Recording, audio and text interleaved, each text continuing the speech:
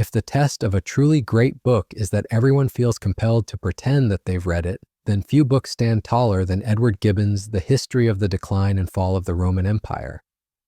Alongside works like Marx's Capital and Joyce's Ulysses, Gibbon's sprawling masterpiece is regarded as essential reading, yet too long, too dense, and at times too obscure for all but the most devoted. Despite its fading readership and increasing criticism from modern historians, Gibbon's interpretation of Rome's decline remains influential, shaping not just how we view the empire's fall, but also how we understand the trajectory of modern states. One of Gibbon's most enduring insights concerns the role of religion in Rome's fall. His famous quip about Roman worship, "The various modes of worship which prevailed in the Roman world were all considered by the people as equally true, by the philosopher as equally false, and by the magistrate as equally useful," has permeated popular understanding of ancient Roman religion.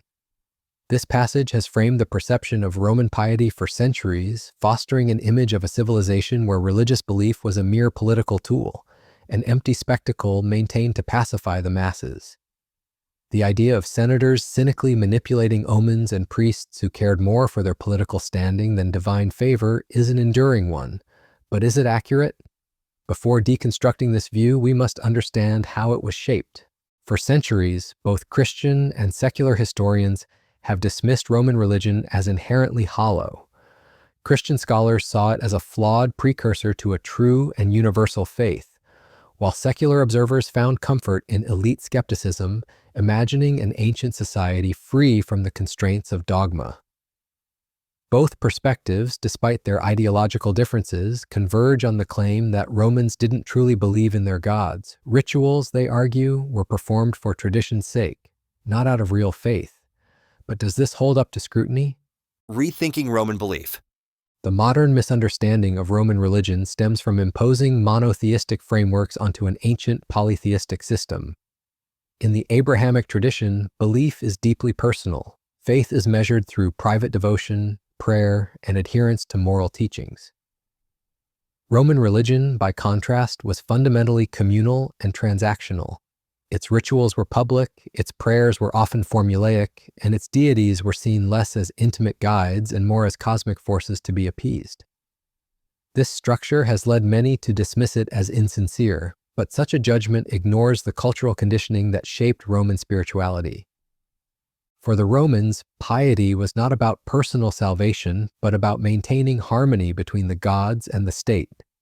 This transactional nature did not make their religion less authentic. Rather, it reflected a worldview where religion and civic duty were inseparable. Sacrifices and ceremonies were not empty gestures, but necessary acts to uphold the cosmic and social order. The gods were believed to favor Rome because of its adherence to these rituals, and any failure in devotion could invite disaster. Critics argue that because Roman priests were aristocrats with no formal theological training, their roles were purely political. Yet this assumes that religious sincerity and political power cannot coexist. In truth, the Roman elite had the most to lose from divine disfavor, making their participation in religious rites not just a duty, but a vested interest. Their belief in divine order was often self-serving, but that does not mean it was insincere. The idea that religious conviction must be divorced from personal advantage is a modern expectation that does not align with ancient realities. Religion as a political instrument. That said, Roman religion was undoubtedly political. Unlike modern societies where church and state are seen as distinct, at least in theory, the Romans had no such division. Religion was embedded in governance, with political decisions often requiring divine approval through omens and auguries. The Senate, magistrates, and even emperors frequently invoked religious justifications for policy decisions, blurring the lines between faith and power. Take, for example, the case of Bibulus, Julius Caesar's co-consul, who declared ill omens to halt votes on Caesar's legislation. While it's tempting to see this as a cynical tactic, it's also possible that Bibulus genuinely believed that disrupting the established order risked divine wrath. In a world where the gods' favor determined Rome's destiny, opposing political change through religious means was not just a strategy, it was a logical necessity. Even emperors, who wielded immense power, understood the importance of divine legitimacy, often elevating their own status through religious association. The priestly colleges, filled with Rome's elite, played a crucial role in reinforcing the status quo. Their influence over religious interpretation allowed them to shape public sentiment, ensuring that any challenge to aristocratic rule could be framed as an affront to the gods. This has led many to conclude that Roman religion was nothing more than a tool for manipulation. But again, we must resist imposing modern cynicism onto an ancient worldview. The idea that elites would use religion to uphold their power does not mean they lacked genuine belief.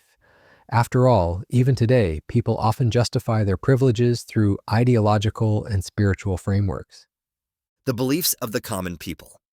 If the elite viewed religion as a reinforcement of social order, how did the common people perceive it? Unlike the aristocracy, plebeians had fewer political motivations to maintain religious practices, yet their devotion was profound. The gods played an active role in their daily lives, and personal piety took many forms, from household rituals to participation in state festivals. Critics often depict the Roman masses as hopelessly superstitious, easily swayed by religious spectacle. Yet this portrayal originates from elite sources who had a vested interest in depicting the lower classes as intellectually inferior. The reality was far more complex. Many plebeians likely viewed state religion with skepticism, especially when it was used to justify policies that kept them in poverty. At the same time, they found solace in local cults, mystery religions, and personal expressions of faith that existed outside the official framework. The rise of alternative religions in the late Empire, particularly Eastern cults and Christianity, suggests that many Romans were seeking a deeper, more personal religious experience. While the state cults maintained the status quo, these emerging faiths offered individual salvation and direct communion with the divine. Their popularity signals a shift in religious consciousness, one that eventually reshaped the empire itself. The legacy of Roman religion. As Rome transitioned from republic to empire, its religious landscape evolved. The imperial cult, which deified emperors, became the ultimate fusion of politics and piety. Worshipping the emperor was not merely an act of devotion, but a demonstration of loyalty to the state. However, this blending of faith and authority ultimately exposed the limitations of Roman religion. When honoring the emperor became a mandatory act, it revealed the system's true function as a tool of control. This overreach, ironically, paved the way for Christianity. The rigid structure of the imperial cult made alternative faiths more appealing, and Christianity, with its promise of a personal relationship with the divine, offered something Roman religion never had. Yet even as Christianity supplanted the old gods, it absorbed many of Rome's religious traditions. The title Pontifex Maximus, once held by Roman priests, is still used by the Pope today, a testament to the enduring influence of Roman spirituality. Gibbon famously claimed that Rome declined and fell, but in many ways it never truly vanished. Its traditions, beliefs, and institutions live on in unexpected ways. While the empire may be long gone, its religious legacy endures, subtly shaping the modern world in ways we rarely acknowledge. In this, at least, Rome has not yet fallen. Thank you so much for learning with us. Be sure to like and subscribe, check out more from us, and we'll see you in the next one.